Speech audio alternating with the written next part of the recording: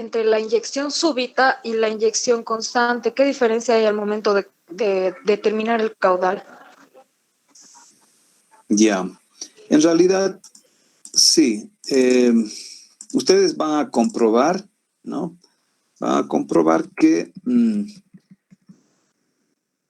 prácticamente el caudal es un caudal aproximado, ¿no? Es un caudal aproximado. La diferencia es que este método, inyección súbita, es mucho más simple, ¿no? Porque es cuestión de llevarse un balde con agua, ¿no? Medir el volumen, conocer bien exactamente el volumen, echarle sal y botar. Solamente que uno necesita aguas abajo, un pHímetro para poder determinar cómo va variando, ¿no es cierto?, la concentración. Este otro método, el caudal constante, es un poco más complicado. Ambos métodos nos dan los mismos valores, digamos, pero, o sea, determinar, inyectar un caudal constante resulta un poquito más difícil, ¿no? Sin embargo, o sea, los dos métodos nos dan valores muy aproximados. O sea, mucho depende, digamos, de las características del río donde estamos realizando la medición, ¿no?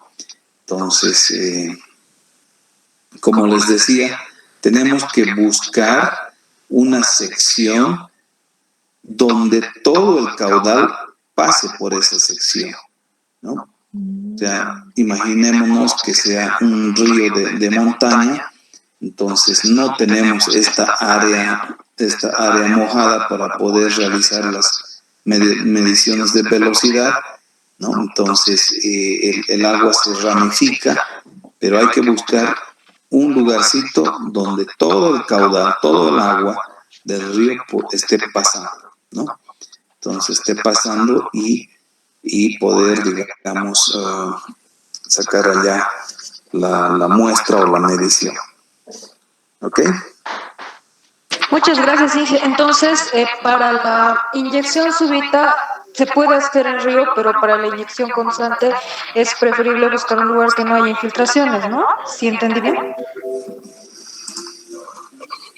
Ambos métodos son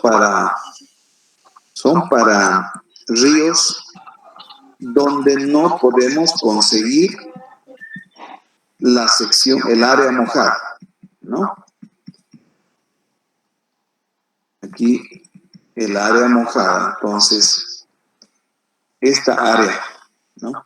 Entonces, cuando el río no tiene, aquí vamos a ver, ¿no?, alguna sección, fíjense, ¿no? Entonces, a veces en el río es difícil conseguir el área mojada. Entonces, estos métodos, tanto el de inyección súbita o el caudal constante, se utilizan para ríos donde se tiene, ¿no?, piedras grandes. Acá, imagínense, unas rocas prácticamente. Entonces, es difícil tener esta sección. ¿Ok? Entonces, esos dos métodos se utilizan justamente para ríos donde no es difícil conseguir el área mojada. Aquí, este es el área mojada, ¿no? Entonces, tendríamos que tener estas profundidades para meter un instrumento y medir las velocidades. ¿Ya? Entonces, estos métodos se utilizan para ríos donde el área mojada es difícil de encontrar. Pero también podemos, si tenemos el equipo, ¿no? No importa si, digamos, tenemos un área mojada, podemos también utilizar. Podemos medir también con estos dos métodos. ¿no? Como estamos viendo en la figura, se puede también utilizar, ¿no? Entonces, ahora vamos a ver el método de área-velocidad. Método área-velocidad. Entonces, ¿en qué consiste? Consiste en conocer justamente el área mojada y medir la velocidad, ¿no? Pero tenemos que encontrar la velocidad media. Y hemos visto la clase anterior que la distribución de la velocidad en los canales abiertos no es uniforme, ¿no? Entonces nos interesa determinar la velocidad media. El método más sencillo es el método del flotador. Entonces se utilizan flotadores, ¿no?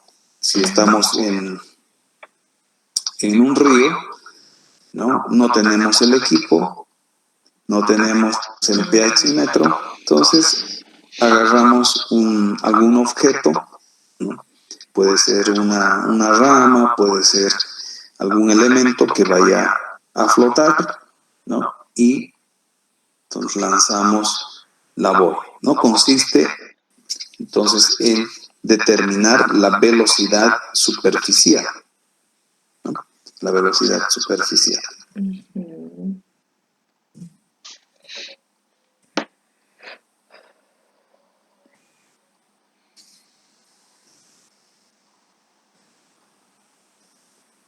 Entonces hay que determinar, ¿no?, la sección transversal del río. Entonces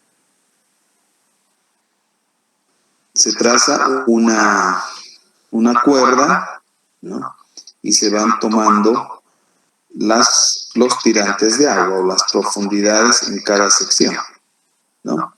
Y acá con un nivel podemos para mayor precisión, ¿no es cierto?, utilizar un nivel de ingeniero.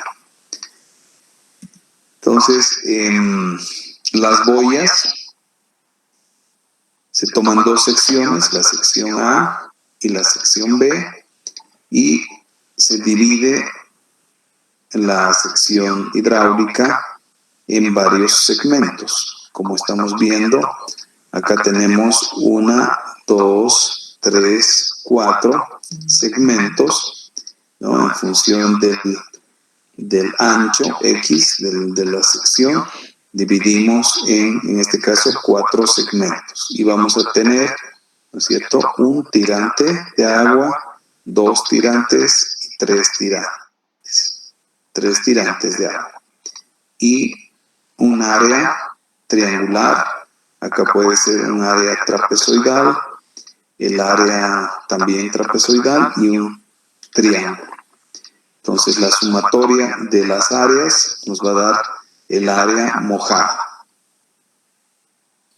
Entonces lanzamos las boyas, ¿no?, y cronometramos el tiempo del recorrido. Pero en la práctica, en la realidad, ¿no?, esta boya puede irse por acá, puede volver aquí, ¿no? Entonces, por eso es difícil, ¿no? En teoría está bien esta gráfica, pero en la práctica no funciona, porque esta boya va a seguir, digamos, las líneas de corriente, ¿no? Entonces, lo que hay que tomar es el área total de la sección, ¿no? Entonces, para tener el área total de la sección, lo que nosotros vamos a hacer es justamente determinar los tirantes en toda esta sección, ¿no? O sea, estos tirantes para determinar, graficamos la sección, vamos a tener seguramente acá una sección irregular, entonces hay que graficar para obtener el área de la sección, ¿no? En un canal rectangular es fácil, ¿no es cierto? Base por altura y tenemos el área. En un canal trapezoidal también es mucho más fácil, ¿no?, encontrar el área mojada. Pero ya en el río es mucho más complicado, ¿no?, por la topografía que se tiene. en el lecho del río. Entonces, hay que tener con precisión el área mojada y lanzar las boyas. Lanzar no como está acá en la gráfica, o sea, lanzas aguas arriba y tu boya de viajar y aguas abajo, mides, ¿no es cierto?, la velocidad superficial como distancia sobre tiempo. Entonces, hay que lanzar varias veces la boya, ¿no? Y tener varios tiempos. Entonces, tenemos que obtener un tiempo promedio del recorrido, los tiempos de recorrido de cada observación y la velocidad superficial ha de ser la distancia sobre el tiempo promedio, ¿no? Entonces, la velocidad, esta es la velocidad superficial de la boya. Entonces, podemos lanzar desde un puente, ¿no? Y varias veces tomar los tiempos en una determinada distancia y tenemos la velocidad superficial. Pero esta velocidad superficial debemos de aplicarle un coeficiente K que nos va a corregir la velocidad superficial, ¿no? Para tener la velocidad promedio, ¿no? Entonces, la velocidad promedio ha de ser el coeficiente de corrección de la velocidad por la velocidad superficial. Y este coeficiente está variando entre 0,65 y 0,80, ¿no? Entonces, el caudal total ha de ser el área mojada por la velocidad promedio, ¿no?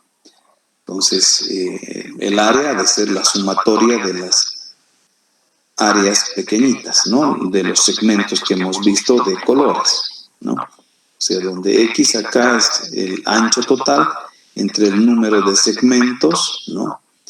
Entonces, por los tirantes, ¿no? Desde donde los segmentos que vamos a tener, entonces, y los tirantes, en este caso son 3 tirantes, ¿no?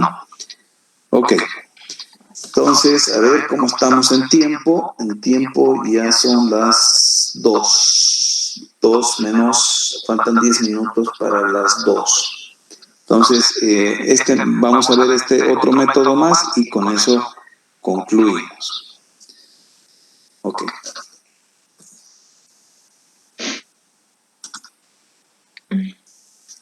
Veamos si hay algunas preguntas. Creo que no hay preguntas. ¿Están todos presentes?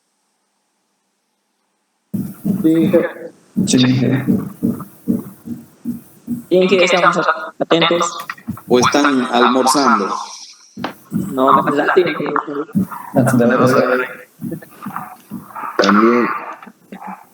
Qué bien, qué bien. Entonces, a ver. Aquí me mandan un mensaje desde el Chapare. Todo bien, dice. Todo normal.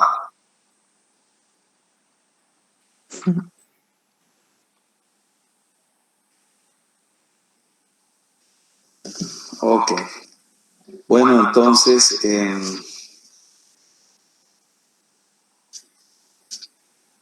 estos métodos son necesarios porque nos interesa conocer los caudales, ¿no? Entonces, conocer los caudales para el diseño de obras hidráulicas, ¿no?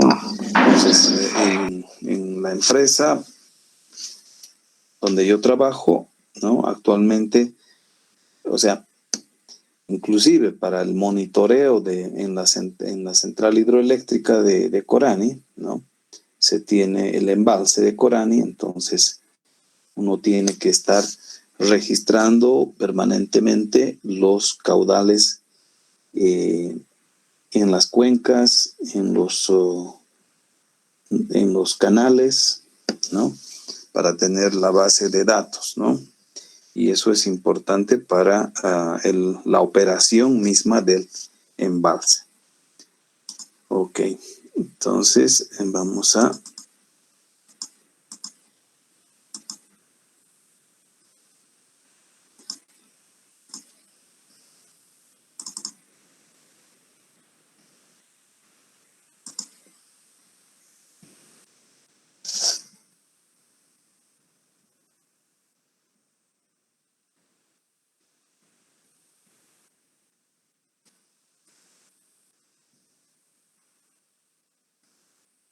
Entonces estos, si uno tiene los equipos, ¿no? Son fáciles de realizar. Entonces, fíjense, esta gráfica, esta es la boya que nos está midiendo la velocidad, pero puede ser afectada por el viento, dependiendo del peso, digamos, de la boya, y lo recomendable es ponerle un peso, ¿no? Para que siga una trayectoria más uniforme, un peso que alcance, digamos, una profundidad razonable para tener justamente un recorrido más, o un lastre, por ejemplo, ¿no? Que tiene también un peso en la parte inferior. Entonces, esa velocidad superficial hay que corregirla con el coeficiente de corrección que varía entre 0,65 y 0,85, ¿no? Entonces es importante determinar con precisión el área, ¿no? Entonces ustedes van a calcular con el área. Si varía un poquito, va a variar también el caudal, ¿no? Entonces, cuanto más preciso tengamos el área mojada, más preciso será nuestro caudal.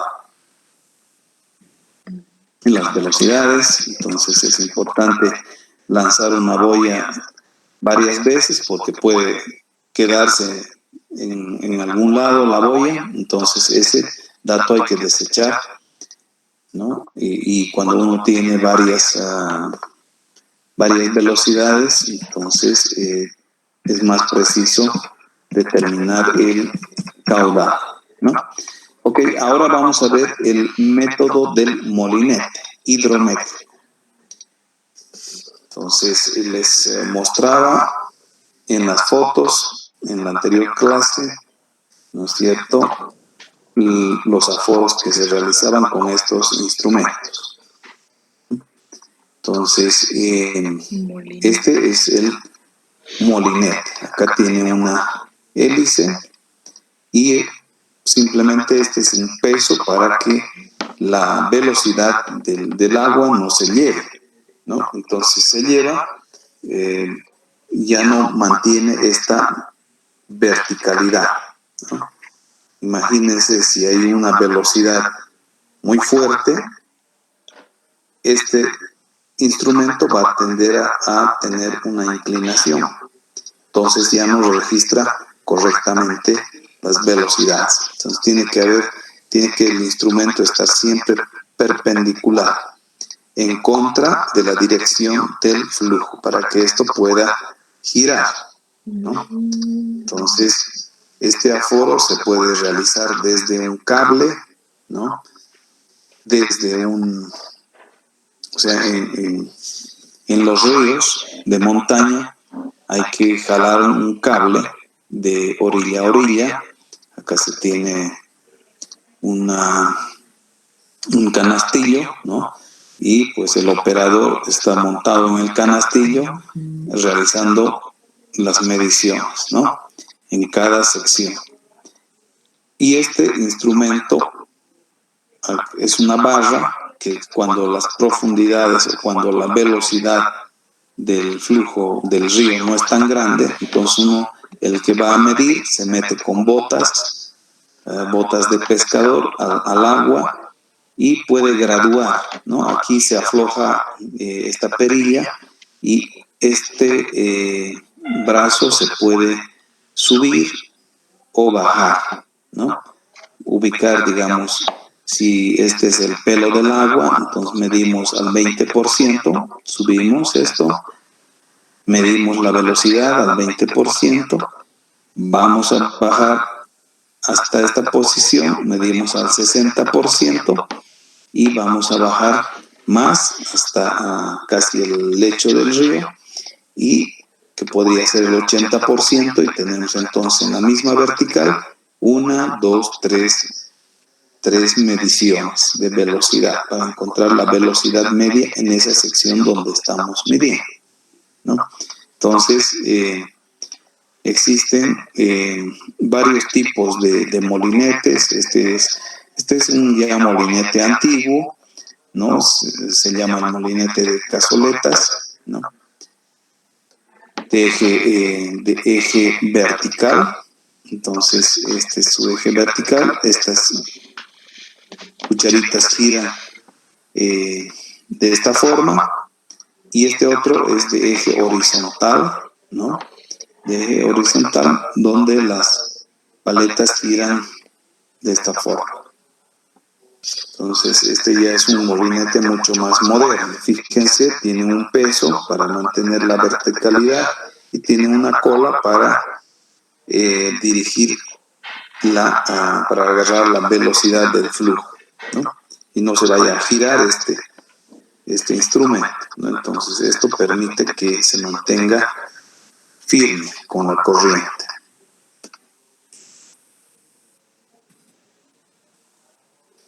Entonces, lo que se mide, lo que lee, digamos, el instrumento, que está conectado por unos cables, ¿no? Son unos sensores, entonces, que conectado al lector,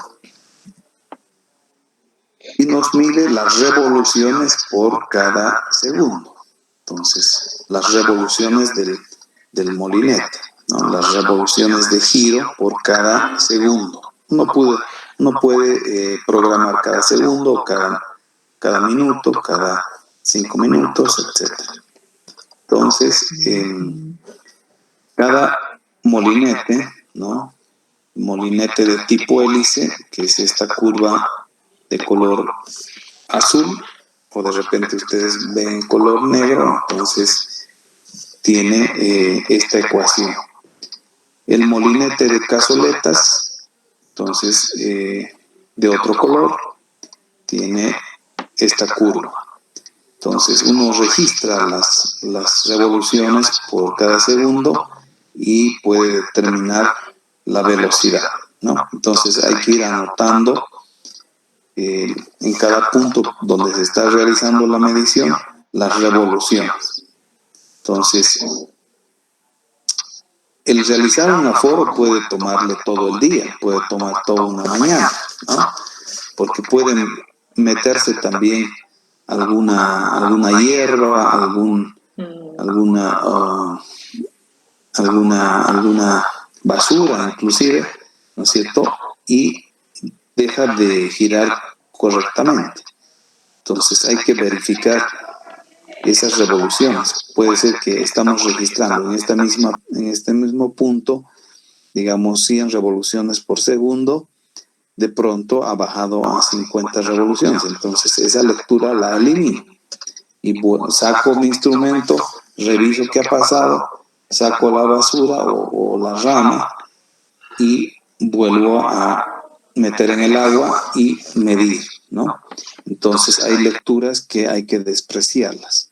Entonces, estas revoluciones van a ir variando en un rango de 0,6, 0,65, 0, digamos, 0,58, 0,60. Entonces, agarro un promedio y encuentro mi velocidad, ¿no? O también, estos instrumentos tienen su propia ecuación. En el texto van a encontrar, acá no se ve muy bien, pero dependiendo del modelo del molinete, ¿no? Cada instrumento tiene su propia ecuación, ¿no? Tiene su propia ecuación para encontrar la velocidad. Entonces,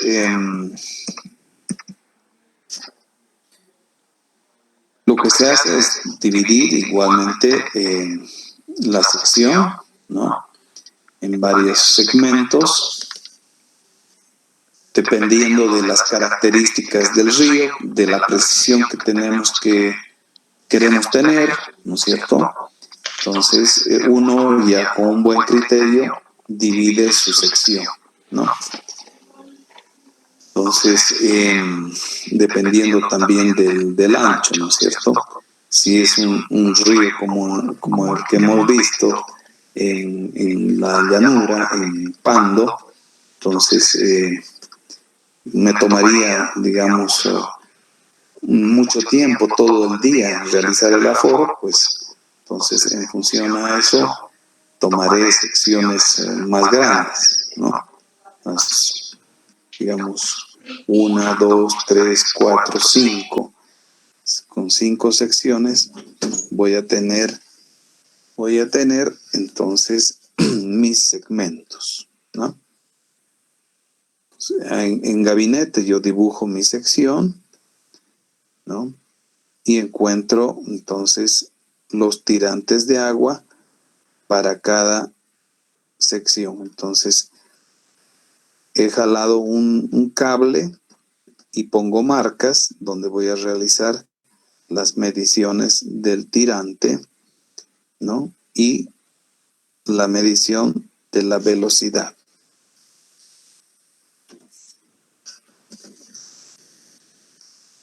Ok. Entonces tenemos en este caso, fíjense, varios segmentos: área 1, área 2, área 3, área 4, área 5, área 6. Entonces, la velocidad ha de ser el área del segmento por la velocidad media medida, ¿no? Entonces, el caudal total ha de ser la sumatoria de todos esos caudalitos que están pasando por este segmento, ¿no?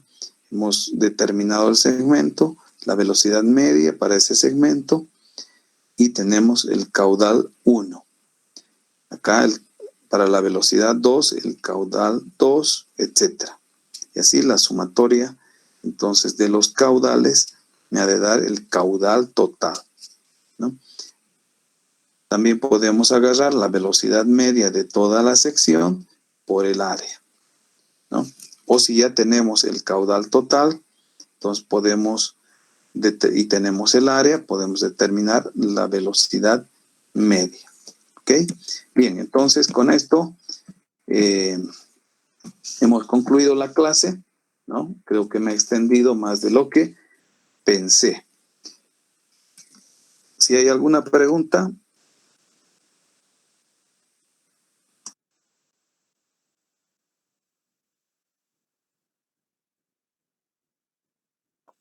Inge, una pregunta, perdón. En esas secciones que se va a dividir para, digamos, hallar el caudal según el instrumento del molinete, ¿cuánto tienen que ser las divisiones de las secciones?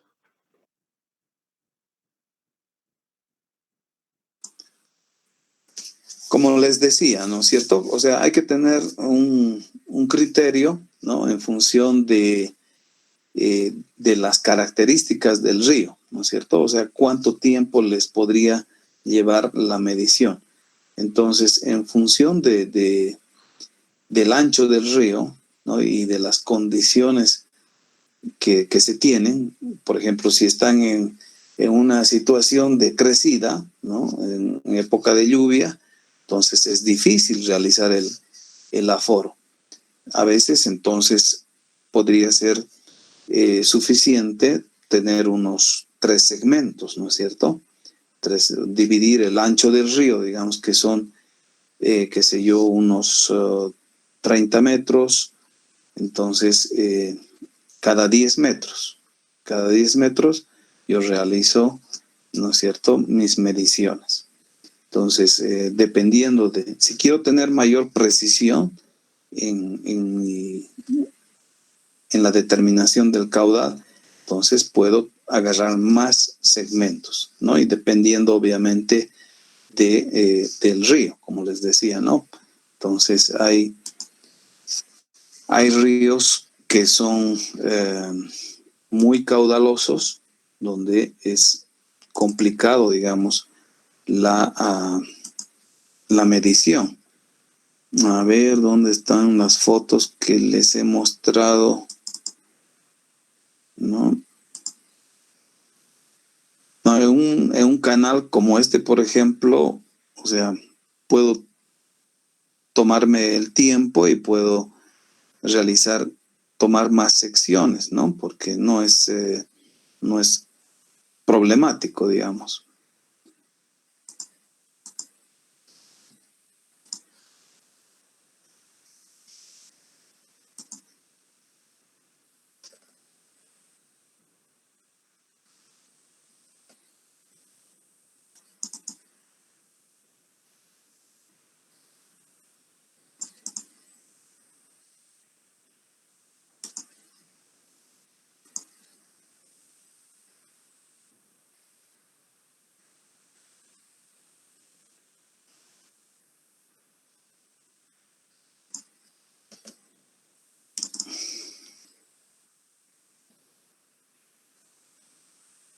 Bueno, no encuentro las fotos que les había mostrado en una clase anterior.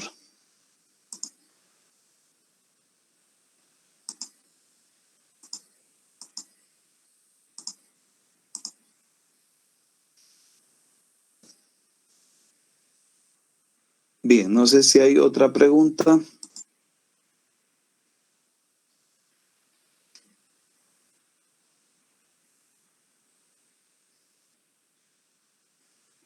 A ver, sí, estos valores, ¿no?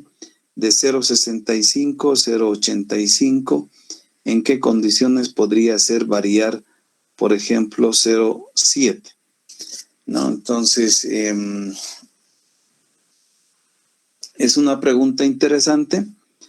Estos valores 0,65, 0,85, ¿no? Para poder, digamos, cuando uno tiene varios ya valores conocidos, ¿no? De una determinada sección, ¿no? Entonces, y hace una medición con un flotador. Entonces, cuando tu valor esté un poco disparado, entonces podrías asumir, digamos, un coeficiente entre esos rangos, ¿no? Pero en realidad no te afecta mucho, pero es para, digamos, hacer correcciones cuando tienes varios datos de caudales medidos anteriormente en esa misma sección.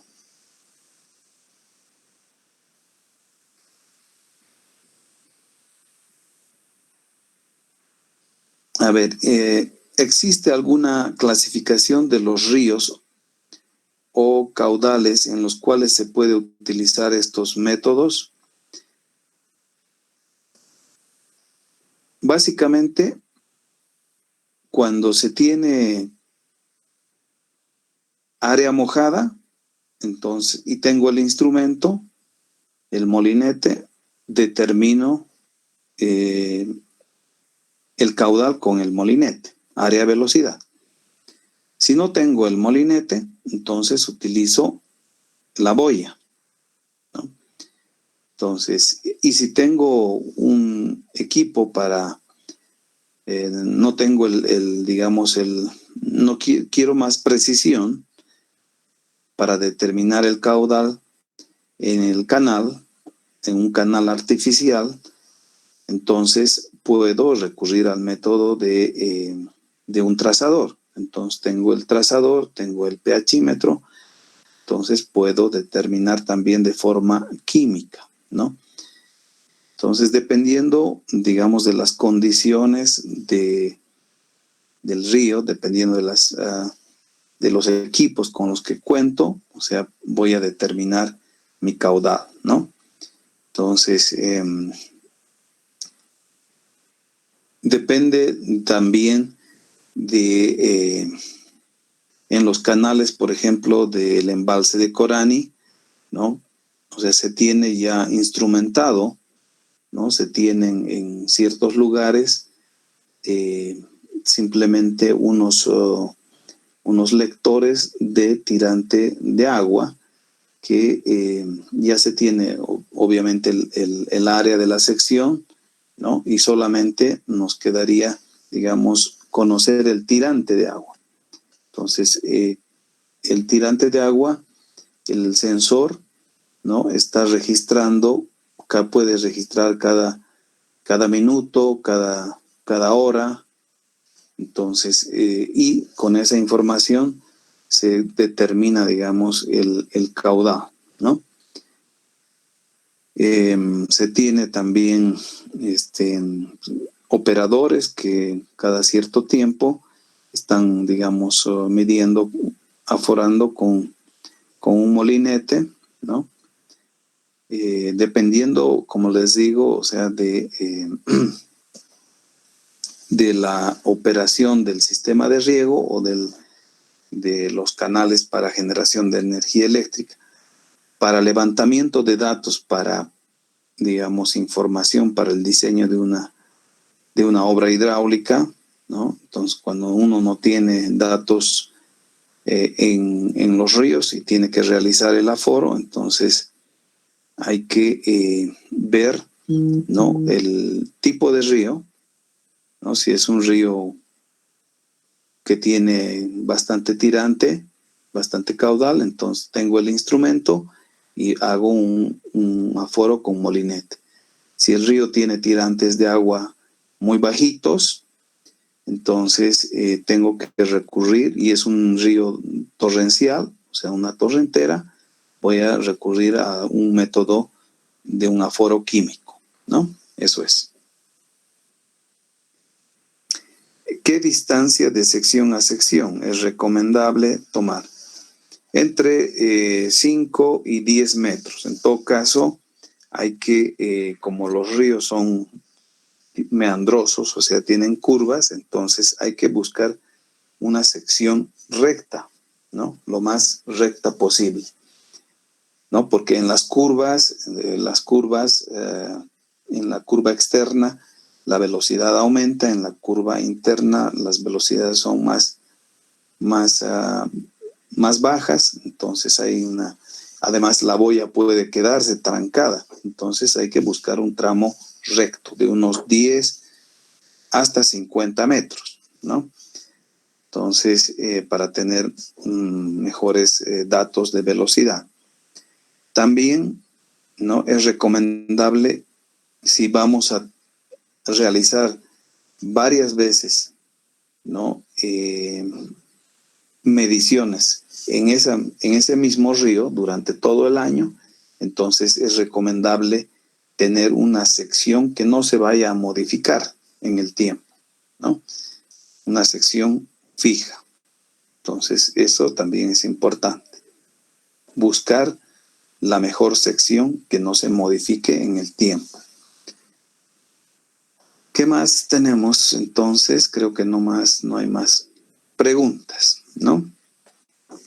Entonces, con eso habríamos concluido la clase y voy a ir subiéndoles algunos ejercicios, ¿no?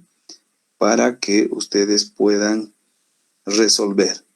En su texto hay ya ejercicios resueltos que sería bueno que vayan resolviendo, estudiando, ¿no? Entonces, el otro libro que les he recomendado es el libro de Máximo Villón y el libro de Bente Chao, que es Canales Abiertos, Flujo en Canales Abiertos, ¿no?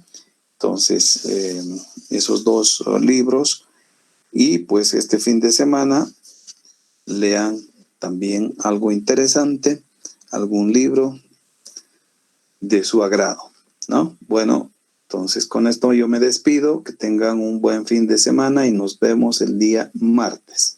Revisen, por favor, yo creo que en el transcurso hasta mañana voy a subir alguna información.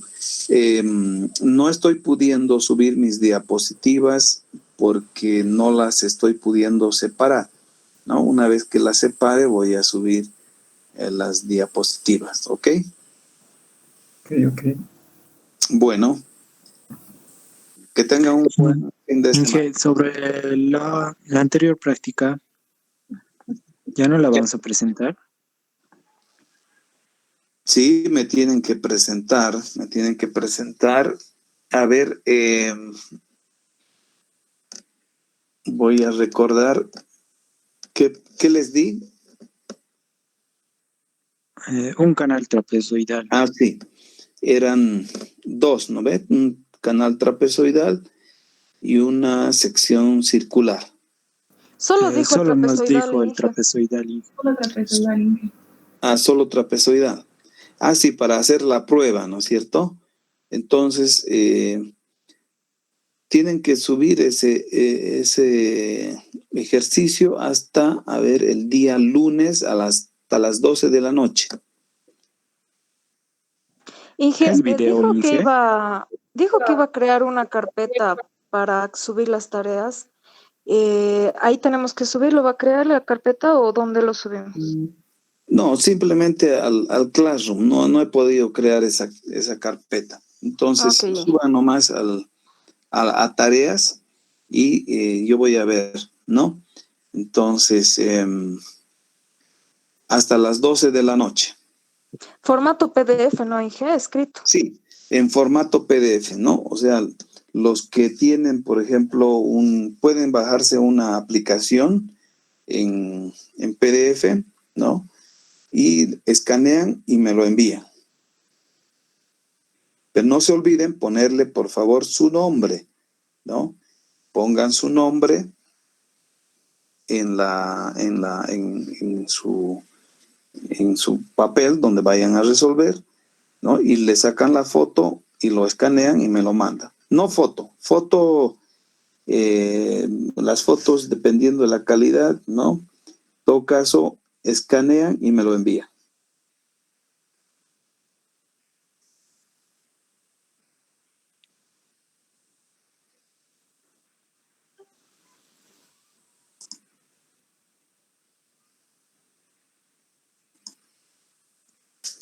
Ok, si no hay más, entonces yo me despido. Que tengan un buen fin de semana. Hasta luego, Inge.